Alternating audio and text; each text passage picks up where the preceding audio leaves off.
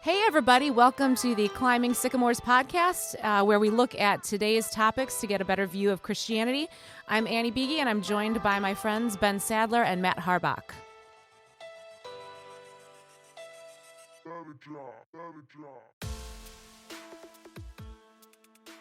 All right, here we go. Welcome, everyone. Dry January rolls on. How's the update? How you feeling? Great. I feel fine. Yeah. I get a little, I went out on Saturday to see some music, and I was irritated with everybody because I didn't have a cocktail in me. So Because you were fully aware of what was going on around you. Yeah, and it was irritating on many levels. That's how I feel in every social circumstance. I know, maybe you ought to drink a beer. I'm hyper aware of everything, and I just think to myself, I have no reason. I'm not doing anything. I can't talk to anybody because it's too loud. I'm just here being fed all this sensory information, and I can't make sense of it, and it's aggravating. I can make sense of it. I just don't like what's happening. But yeah, right. So That's funny. And I think to myself, I want to be elsewhere. yeah. Well, So, I had good company, so. do you see yourself going beyond January or February 1st, you're ready to crack open a beer? I think I just don't like not having the freedom to do it when I want to. Okay. You know, so if I feel like I would like to go out or whatever, I don't like being bound by things, anything really. So that's just. I noticed that. Yeah. Sounds good. Sound right? Is that consistent? Yeah, consistent. We're putting together the Annie profile. That's good. Angry, doesn't like restrictions. And we love you. All Thank those you. things. Thank you. No, I appreciate it. And Matt, how are you doing with your? I'm fine. Okay, same. So I haven't even, not energy drinks, I haven't even had caffeine. I've eaten some chocolate, but that nothing doesn't count. serious. Do you notice any headaches? Nope. Nothing? No, I just like every so often I'm tired and I think to myself, boy, I could go for some caffeine. Yeah. But then I remember I'm a man of my word. I mean, you can have coffee. We just said no energy drinks. See, at this point, I'm just going to go Mountain for Dew. Now, for you, February 1st, do you having a Monster? Oh, it's a good question. Depends on what day of the week it is. I think it's like a Tuesday. So. But Or are you Wednesday. like itching for? No. Okay. We could have vodka Red Bulls. Look at that. I mean, we could kill Put two them birds. together. Look at that. Celebratory. Yeah, okay, I would do that. Yeah? Doesn't I wouldn't that be just? happy, vodka but I would Red do it. Bull? Oh, it just sounds disgusting. Yeah. Matt, I'm going to hold you to that. We'll do it. Except All right. not Red Bull. Something, because vodka is like one of the strongest liquors. We got to go with one of the strongest energy drinks. Red Bull Okay, is you'll have nothing. to enlighten me. Isn't that confusing to your body? Like a downer Yeah, and oh, an yeah. upper Yeah, all no, at it's once? not good for you at Okay, all. all right. Just But making sure. I kind of want to see how I feel about it. Okay, I'm going to hold you to It's it. like, is that thing, it's called a Four Loko they used to have. Oh, that's bad. It was like caffeine and tequila or something. Oh, that doesn't sound No, right it's a at all. malt beverage, but Oh. don't ask me how I know. Okay. Anyway, Yeah. so What's on your mind, Annie? yeah, so today I want to talk about Tony Dungy. Mm-hmm. He was an NFL head coach for the Colts and the Buccaneers. He was also the first black head coach to win a Super Bowl. Mm-hmm. So that's a little fun fact. So currently he is a commentator for NBC, a sports commentator, football, I think primarily. Mm-hmm. And he has been, posting things recently on his Twitter How dare he? and that's kind of what I'm getting at is he mentioned that he and his wife were going to the March for Life walk. Let me see exactly what he did, but so he's made posts about. He responded to one. He kind of made a controversial tweet about the whole thing. We've talked about this, putting litter boxes in bathrooms because people are identifying as cats, and he was kind of being sarcastic about it. But then he deleted it and made a public apology, and he even mentioned I'm a Christian and I should be promoting love and peace and not inciting things. So he kind of, and then people said he was insincere, his apology wasn't good enough, and so it turned into all that. But so I guess my question, so then Keith Olber, what's his name? Keith, hang on, let me pull it up. He's a pretty liberal. He was also a commentator. He used to be at Sports Center. Yeah, I think so. But he called for Tony Dungy to be fired from the NFL or by the NFL because he said that Tony Dungy is using the NFL, presumably as a platform to promote his quote unquote agenda, when all he said was that he was going to the March for Life to support unborn children. He and his wife have 11 kids. They have fostered over 100 kids. Oh my goodness. Wow. He co-founded the All Pro Dad organization, which helps men become better fathers.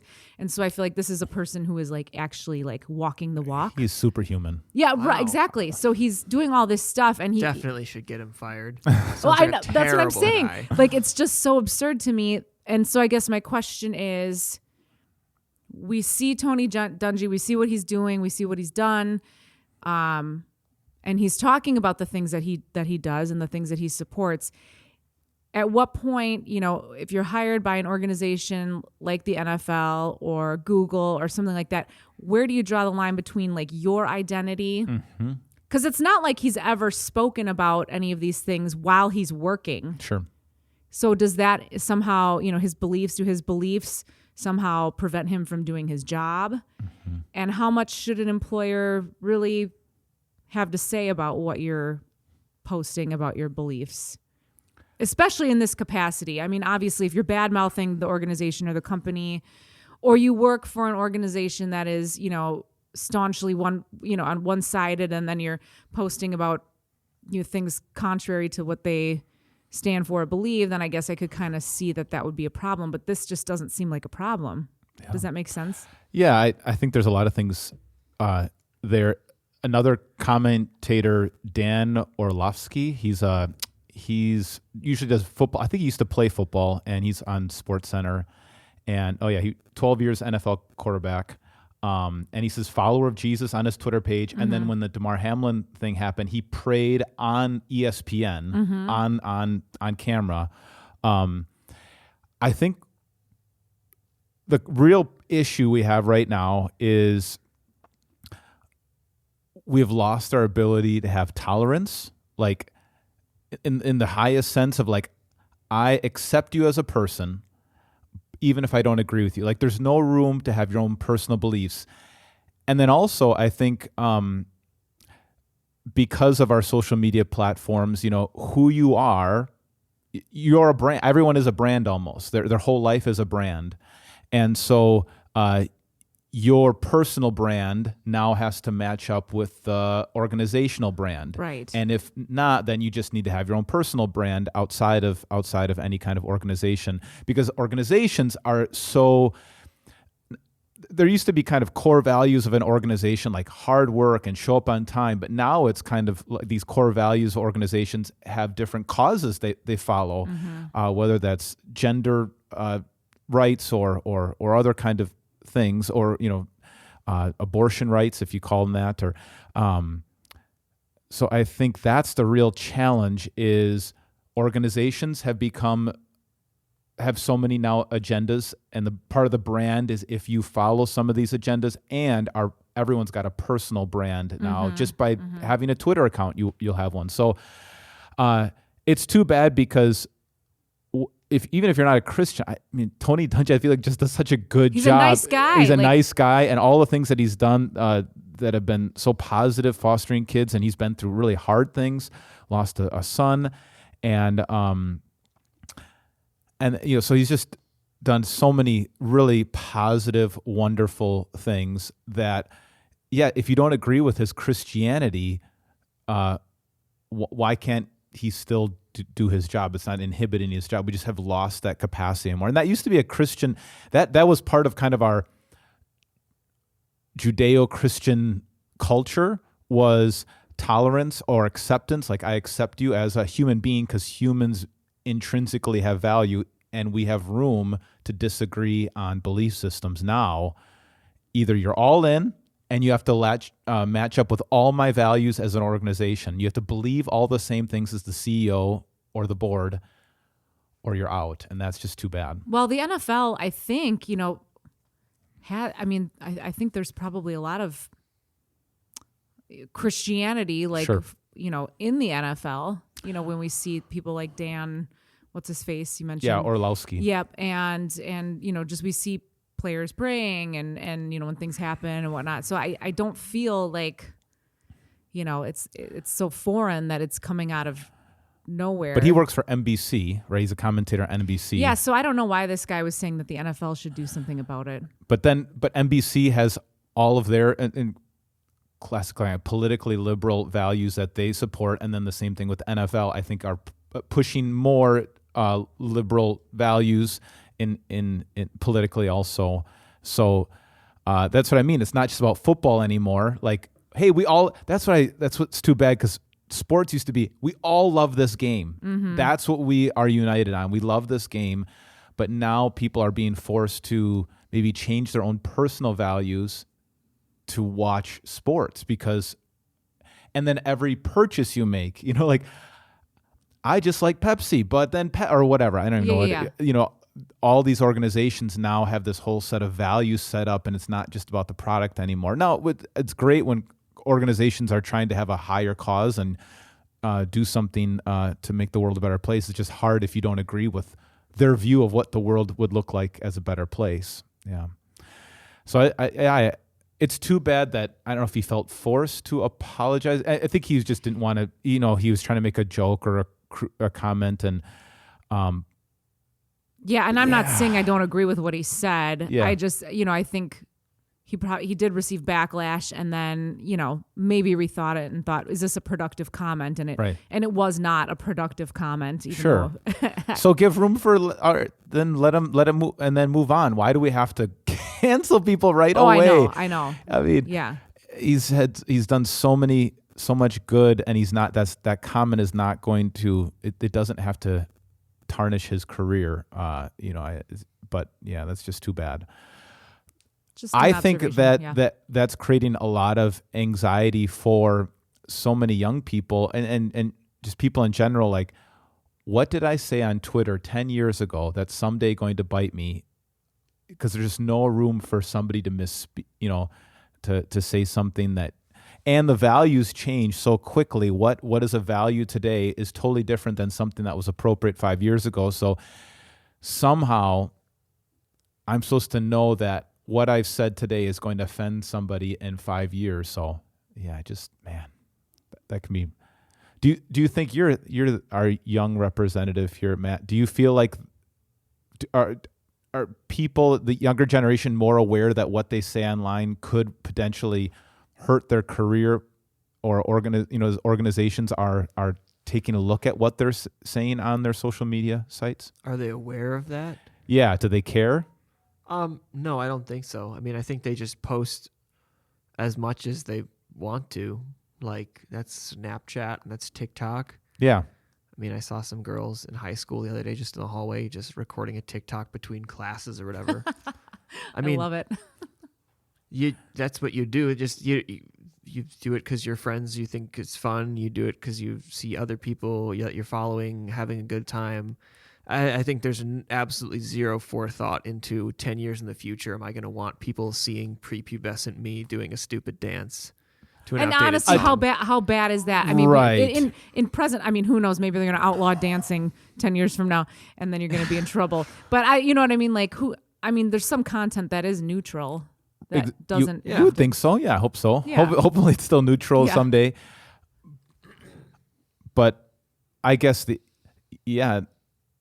not only could it get you fired, like maybe if they do take out Tony Dungy, which I don't think it's going to go that far. I don't think but so it's going to. It could keep you from your job. Just your reputation is a really big thing. It's just too bad that the the values that seem to be praised right now in many corporations don't line up with Christian values at all. And so just to be a public Christian could mean you're limited on, job choices.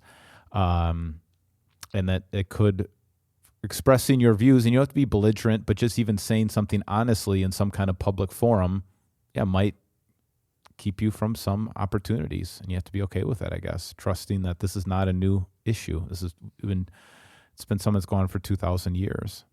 But it is too bad. I mean, the guy, I love whatever he's written, and just what he stands for, and wanting to build up strong families, and protect life, and I think he's another guy too that's able to work with people who have different values than he does, and he's not pushing his values on anybody. I just wish we could find a way to regain that value, that I don't have to agree with everything you say, and we can still be in the same room, and we can even still work for the same organization. Right. Yeah. Right. So I don't know. Tony Dungy, if you're listening, we support you. He probably is. Yeah, totally. What you got, Ben? Yeah, I last week we talked hot off the press. We broke ChatGPT, didn't we? We basically broke that story, and then after that, the NBC picked it up. Yeah, they were talking about art that very night that we recorded the Right. podcast. They were talking about art. And then there's a bunch of other podcasts that picked it up. So I think we're setting some trends. Just ahead of the curve. Yeah, that's Tony good. Dungy, now this, like, man, we got something. So bringing up the reality of AI, and man, it's getting so good. I've been using it just for idea creation, or just researching. It's a little easier than trying to search Google on different things. I'm writing a sermon. I asked ChatGPT, how many words did the Apostle Paul write in the Bible? And it spit back 36,000 words. And just is it accurate? Yeah. And then, how many are in the Bible? 900,000. So I think it's just a quicker way to kind of research things, or generate ideas, or. So anyways, as the AI gets more and more useful, and it's going to take some jobs, just like you don't have as many people checking out your groceries anymore. We have self-checkout. Some of this technology is going to take away jobs, and so what is the things that make us human? What makes us unique? And I started researching some of that, and they talked about adaptability, creativity, emotional intelligence, the ability to socialize and listen. And I think a big part of that, what makes us human, and emotional intelligence, is vulnerability, appropriately vulnerable. If somebody is completely, reading their own press, arrogant, they don't say anything of what's really going on in their life, but they always kind of portray that they have it together. Those kinds of people, you don't want to connect with them. There's nothing to connect to. It's kind of it's repulsive sometimes. But then there's the other extreme, where somebody is too vulnerable and it's not appropriate. And I thought the Apostle Paul really was appropriately vulnerable in the scriptures. And I think that's one of the reasons why why he's had such a huge influence on the world, really. He only wrote, like I said, 36,000 words, and he spoke them to somebody, and he had a scribe write them down for him. So you could read all of Paul's writings in one sitting easily. It's only a few pages. Most books are 200,000 words, but he would talk about who he was, that he used to be a murderer, and he used to be a persecutor of Christians. He basically was, in many ways, like a terrorist against Christians, because he believed that God is against Christianity. He thought Christianity was ruining the true religion, and so he thought he had a divine mandate to kill Christians and get rid of them and round them up. And then he heard the gospel, and everything changed. And so he talked about that. And so what I want to talk about is how important it is for us to be appropriately vulnerable. And the way I've heard it said, and I think it's important, is share your scars, but don't share your wounds. So if I'm cut and I'm showing you how, I'm asking you to help me, I'm asking you to do something to it's fresh. Yeah, it's fresh. Like you come and heal my wound for me. And there's a place for that. Friendships, your therapist, your pastor, to share what's really hurting so you can get help and heal. But if you really want to have influence on people, if you really want to help people and grow relationships and really further the kingdom, share the things that have gone wrong or you've done wrong, but you've also healed from and you found hope in. And so that would be sharing scars, something that's already healed. You're not asking someone to fix you. You're asking someone to learn from what you've learned. And so I don't know. What do you guys think? Do you think that, have you seen some of those extremes where somebody is so standoffish, they don't want to share anything, no vulnerability? Have you seen the power of vulnerability? Brene Brown talks about that a lot. That's what made her famous. Have you seen people of inappropriately vulnerable? And so what do you think about all those things? If I had a dime for every person who came to me with some type of something, honestly, I would be a very, very wealthy woman. Yeah. Do you like helping people through that, or is it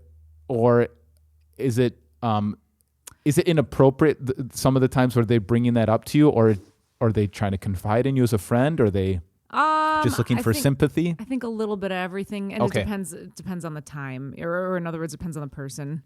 Then there's people who have a reoccurring problem. Yeah. That, you might offer support and maybe options for solutions. Right. And then they don't listen, or they don't, and then the same problem keeps happening. Right. And I've had to be like, yo, we've been through this already. Like, I'm done now. That's good. Because why? Like, we can't just keep going over the same thing over and over again, and you're not doing any. So that tells me you don't want help, or, you just want to, I don't know. Complain. You just want to complain. People just want to complain. And so they keep coming to you with the same issues. And then I think you're right. Hey, we've already been through this. Feel the consequences of what you're doing. What have you done now about it? Yeah, right.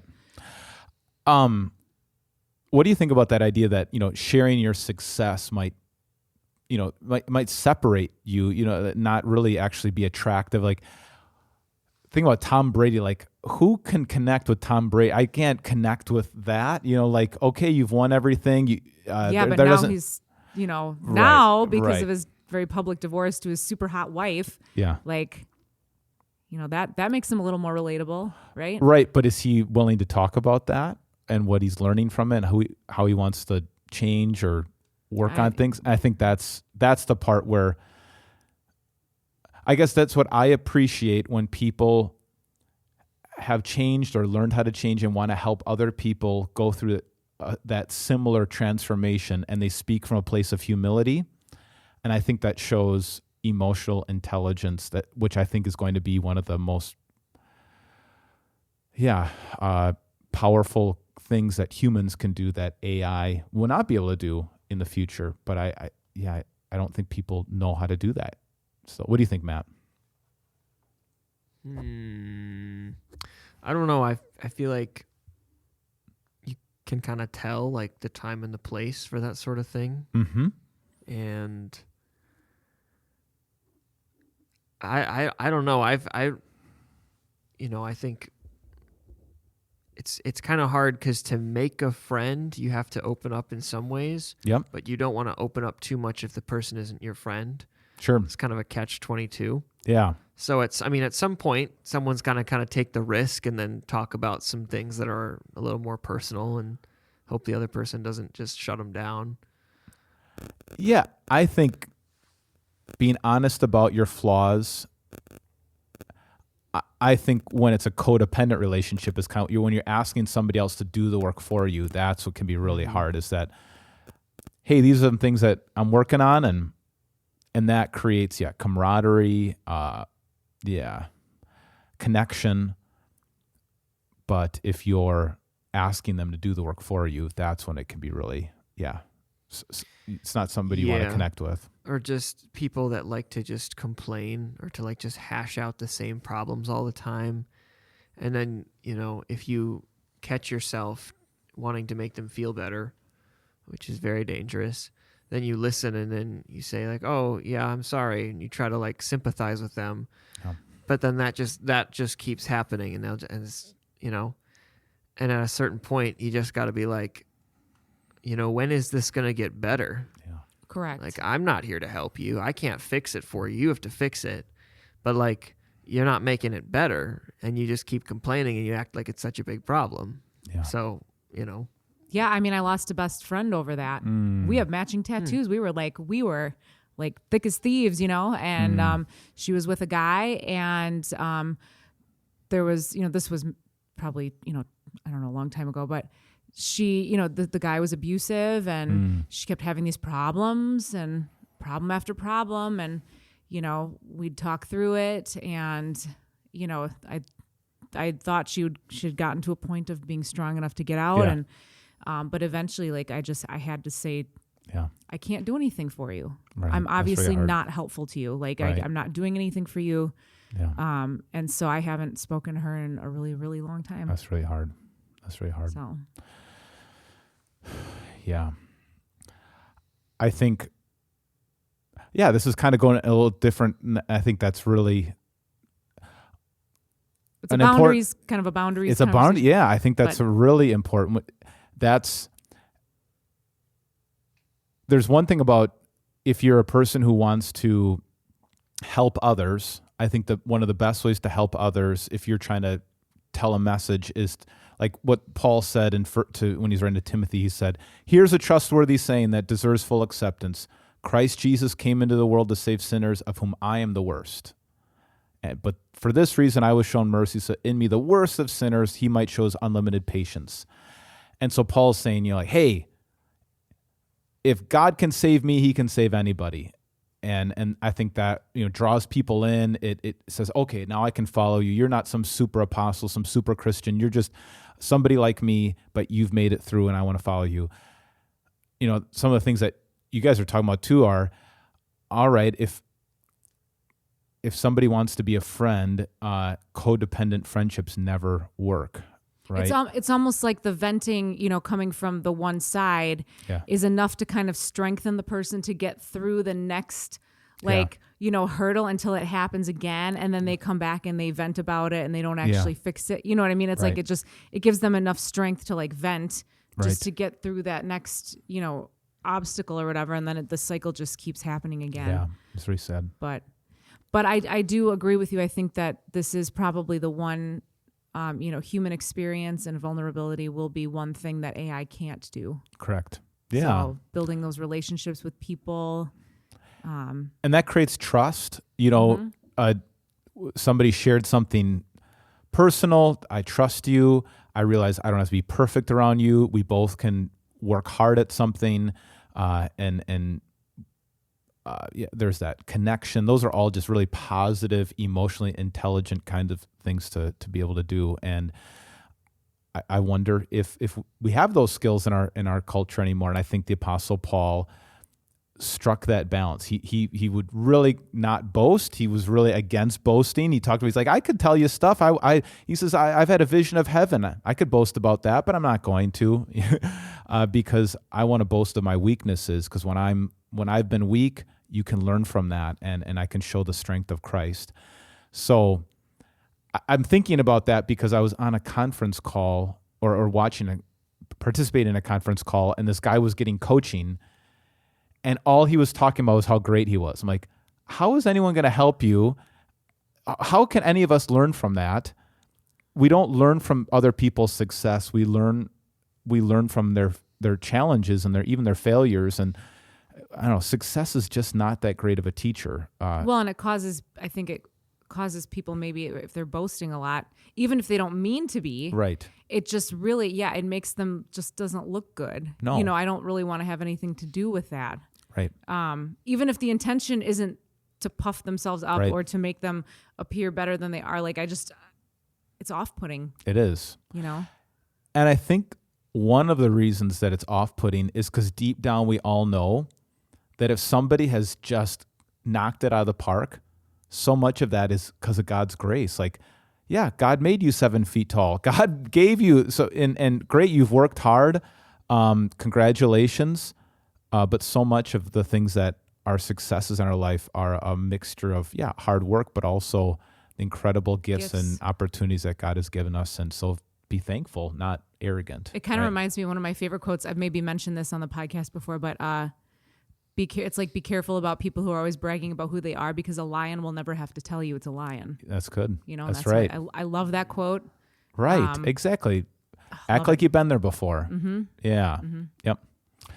Well, that's all on that. Thank you. I thought that just something, if you're going to share something on social media, if you're trying to, thinking about future employers looking at what you're posting on social media, I think Paul is a good example. Share your scars, what you've learned, but be careful about sharing your wounds. Talk to your therapist, talk to your pastor about the wounds, talk to a good friend, but be careful about looking to the world to solve your wounds. People might not have those. They feel that their only option is to go to social media or to go to a stranger or whatever, an acquaintance and kind of unload. Right. Because they don't have that good friend or that pastor or that counselor to help them through. Right. So I think you're right. Get one of those things. Yes. And unload on them. Right. Yeah. Just kidding. No, that's true. I mean, that's what they're there for. And then take the steps that, if you're really asking for help, then take the help and make those changes. But that's not going to help you in your relationships, in your career, in your life, to expect the world to solve your problems. I feel like it just carves a groove in your brain of just like, oh, I have a problem. Here's not an actual solution, but just sort of a Band-Aid? Dusting it under the rug. Yeah, that sort of thing. Yeah. And it just becomes easier to do that. Yeah. Mm-hmm. Blech. Yeah. Blech. And I think we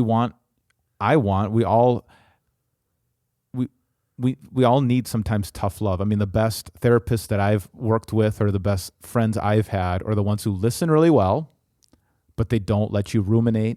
They don't let you bring up the past all over again. They say, okay, that's really hard. Now what are we going to do about it?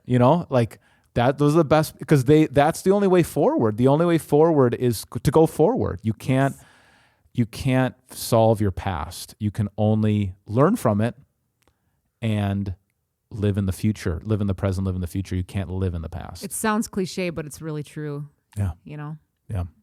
I think when I was 13, in the throes of adolescence. That's so a what tough was that, age. like 3 years ago? Yes, Are you ma'am. shaving yet? Shh, I'm still learning. I remember, I think, so 7th grade, it's like a lot of bad stuff happening at school, but it's like, you're like a kid and your mood swings all over the place and everything's the end of the world. Mm-hmm. And I just remember like coming home and like being really angry and like we were all ready to eat dinner and I just wouldn't come out of my room or whatever it was. And then finally my mom was like, hey, what's up? Right. And then I just started complaining and I just said all this stuff happened at school. And I was hoping for my mother to embrace you, love me. Yeah. And she just says, well, you can't go around feeling sorry for yourself. That snap you out of it? Preach. It was like, ow. It's like hugging a cactus, Mom. Did that snap you out of it or no? No, it just hurt at the time, but it was very good advice. And I appreciate it. I listened to a podcast about this man who was a young boy. I think it was 10 or something like that.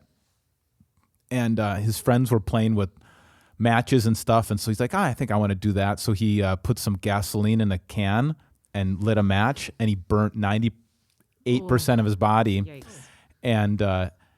And then after they can't believe that he survived and he was months in the hospital, all that stuff, he came home and he basically didn't have any hands because of this burn. And so he's trying to eat with a fork and a plate and he kept on dropping things. Aww. It took him forever. And his sister tried to help and his mom said, don't help him. He's going to have to learn how to eat. And at the moment he was like, oh man, I can't believe my mom said that.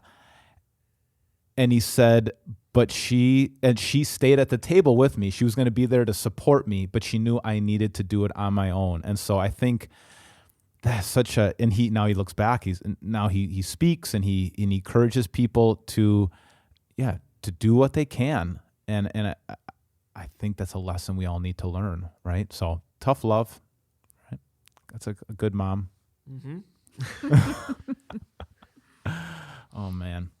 All right. Matt, tell us what you want to talk about.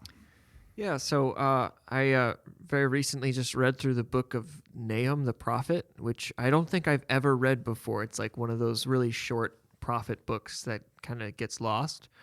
And so the entire book is a prophecy against the city of Nineveh, which is the city that is oppressing the kingdom of Israel at the time. Mm-hmm. And so the kingdoms, Israel they're forced to like pay tribute and to work for the Ninevites. And so the book comes and, in the footnotes and things, it says that the book is addressed to the people of Israel, also addressed to Nineveh. And the whole book is a prophecy like God is going to wipe you out. Mm-hmm. So this is years after Jonah, 150 years after Jonah is there. So Jonah goes to Nineveh, the Ninevites repent. Well, 150 years later, they're back at it again. Mm-hmm. And so God says, I gave you a chance. I'm going to kill all of you, basically. It's very harsh. But the book is a comfort to Israel. Mm-hmm.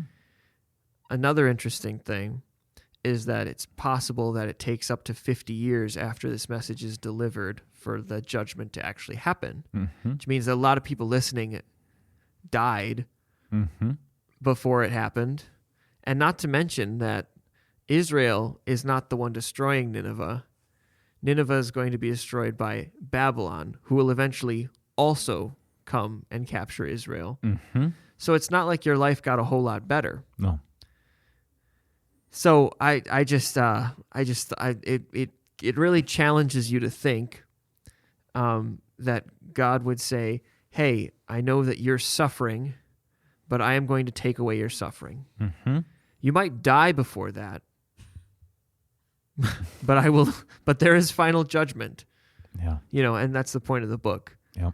So it was I think it was hard to read, partially because in this country at this time, like we don't have all that many bullies, especially because I'm a white man. Cha-ching. I don't have any oppressors in life. Like there's not much that's out coming to get me that I have to fight against. You right, Ben? Ben is shaking his head. I'm just saying I won the genetic lottery on planet Earth. Goodness. Oh, no. This is a joke. He's joking. Just to clarify, this is sarcasm at its finest. It is. I think you're right in the sense of we don't have a category. If you've never been under an oppressive regime or even an oppressive family member or an oppressive household culture, we don't see how God's justice can be good news. Yeah, right. Nineveh is the capital of Assyria. So this is the Assyrian Empire. And the Assyrian Empire were some of the most wicked and cruel people in the history. They would put all the bodies up on stakes and pile them up as a way to show, like, anyone who messes with us, this is what happens to you. And so, they were just ferocious. We see a lot of that when they were coming around surrounding Hezekiah. So, it says in this book, the Lord is good, a refuge in times of trouble. He cares for those who trust in him, but with an overwhelming flood, he will make an end of Nineveh. He will pursue his foes into the realm of darkness. So his goodness means that he's also just. And we've been thinking about that here as a Victory family situation we're aware of, where, when people harden their heart so much that they have no room for a conscience, no room for repentance, but they have completely given themselves over to wickedness, like, God's justice is great news, So, I think... Well, and we might not see, we might not always see it. Right. A lot of times you say, like, Lord, how long are you going to allow this to continue? And you might ultimately not live to see that justice take place. So then people, I think a lot of times then people feel the need to then kind of go all vigilante, in Yeah. essence, and take care of the matter. If it's not, if they don't understand or have the thought that this will eventually one day be taken care of, even Right. if I don't live to see it, Right. they start taking matters into their own hands. Yep. So I don't know. I've talked about him a lot, but Viktor Frankl said when he's a Jewish psychologist in the Holocaust, and he would tell his fellow inmates, even if we don't survive, if we act in a righteous way as our oppressors are hurting us, it will show the world how wicked they are. It'll amplify their wickedness, and it'll let the world know that this can never happen again. And so he just was able to still find meaning in even being a survivor or a victim, and how important that is. It's not a category that we're very comfortable with, because I think, we've had so much relative peace, and however that has happened. But man, when you're a victim, this is a really good really good message. Right. Yeah. I think, and another thing, a point that my sister made, because she read the book too, about the whole revenge aspect. What she said was, God is trying to make his point, not yours. Right. So God's worried about his holiness and his justice. And like in the book, it's not about revenge. Yeah. Because it's not like the Israelites are getting the upper hand at the end. God just says, just trust me that sin is dealt with. All sin has a price. And if you can trust in God's justice, you don't have to be a vigilante. You don't have to take it in your own hands. It stops the ongoing nature of, oh man, what was that movie? I mean, I've talked about this before, when the Olympics was it in Moscow, and some Jewish athletes were murdered by some Arabs, and so then the Jewish athletes, Israel hired hitmen to retaliate, and then just was retaliating. It was never ending retaliation. The whole movie is one going back and forth, and there was no end to it. And I think that was kind of the point. And that's what happens if you don't have God, if you don't have final justice. There's no end to it. You just keep. What's the rival in the Appalachians that there was McCoys and the the Hatfields and the McCoys. Hatfields and McCoys, right? Yeah, that was the ongoing feud. Yeah. And if you don't have that, so it is a strange book, but I think it can be very comforting. And today to me that's also then a big warning, because I've heard, not maybe directly from people around me, but you see the messages, of course, and people post stuff about pro-choice, and then you get people, how dare you, this is against God's will, you're going to burn in hell for this, God will come after you, God will judge you. And that's revenge. That's vengeance to make you feel better. That's not justice.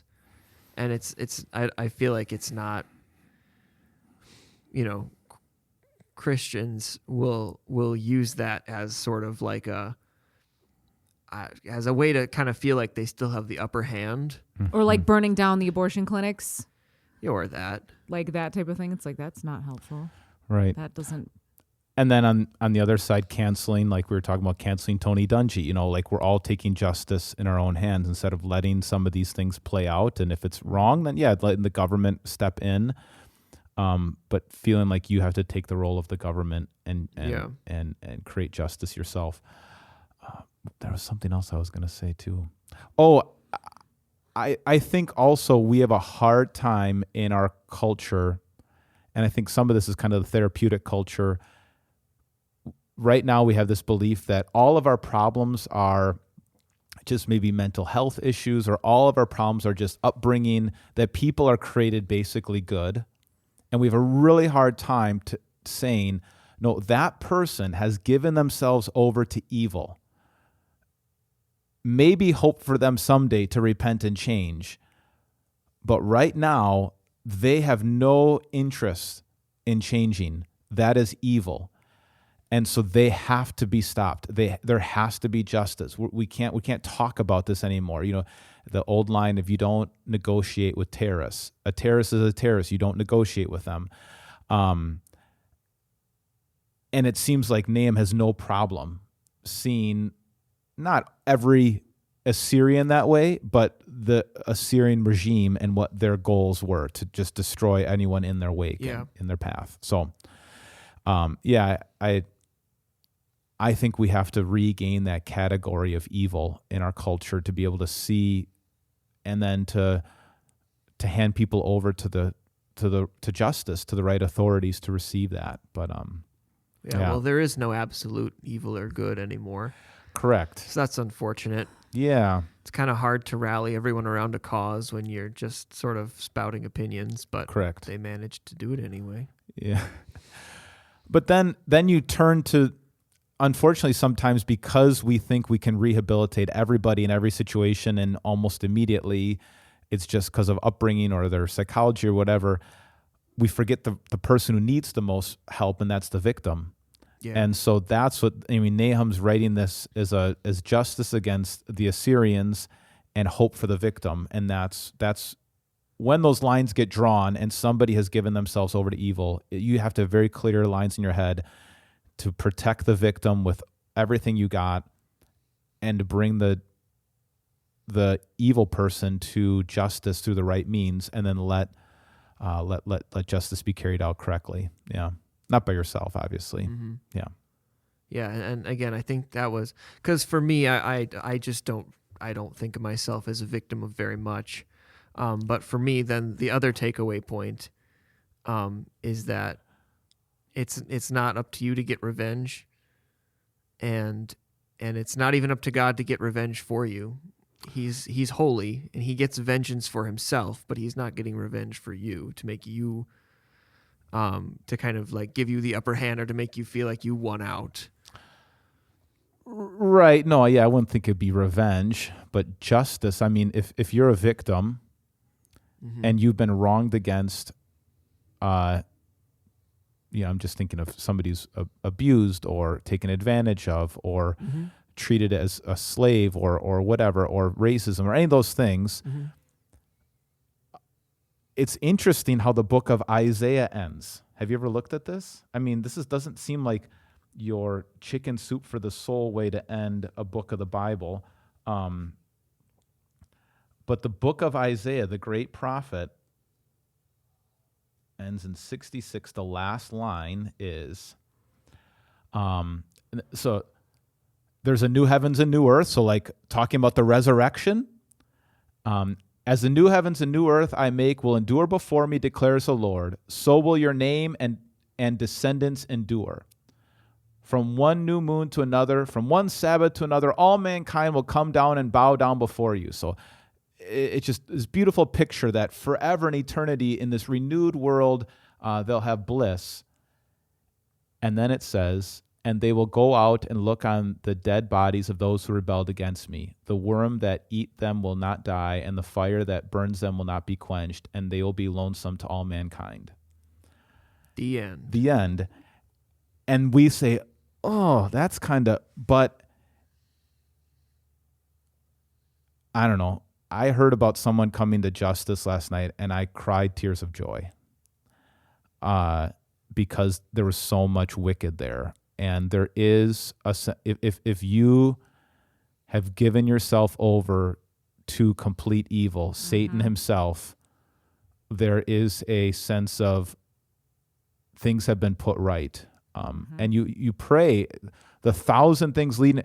And the classic example of this, not Nahum, but Pharaoh in the book of Exodus, that God sends 10 plagues. Are you sure you don't want to change your mind, Pharaoh? Are you sure you don't want to change your mind, Pharaoh? I mean, consequence after consequence after consequence, opportunity after opportunity, and he continues to double down on his manipulation. And so for me, that's the classic example of God's, he is long-suffering. He is slow to anger. He is great in his faithfulness and compassion. But he says then, if you're going to continue to fight, you still be used for my glory. I will still be glorified through this, but your job as the villain is just to make the victim look good and make the hero look good. You're just going to make Moses and the Israelites look good now. You're going to receive justice. So, yeah, I would agree that it's not for me to get the upper hand, but to have some vindication. There's something there. Yeah, right. What do you think, Annie? Well, I think especially if the individual cannot or will not come to repentance in any sense, will not hold him or herself accountable for anything. Yeah. I mean, how do you deal with that?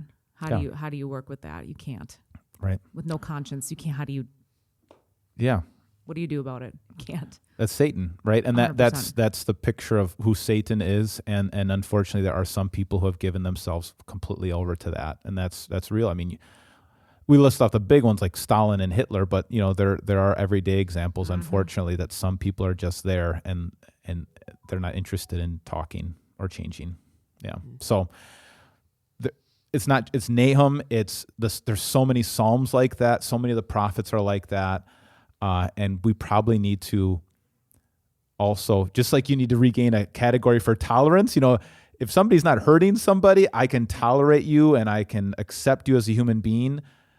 We can have differences, but if somebody is in that category of being evil and wicked and intentionally trying to harm people, we also have to regain that category of a wicked person that needs to be stopped. Yeah. Yeah. So good topic. We good? All right. Hopefully that solves the world's problems. Again. Okay. All right. One podcast at a time. If you'd like to get a hold of us here at the Climbing Sycamores podcast, feel free to email bsadler@victoryofthelamb.com. bsadler@victoryofthelamb.com. If you like today's intro music, it's been brought to you by Andrew Lynch's song, My Name, Hello.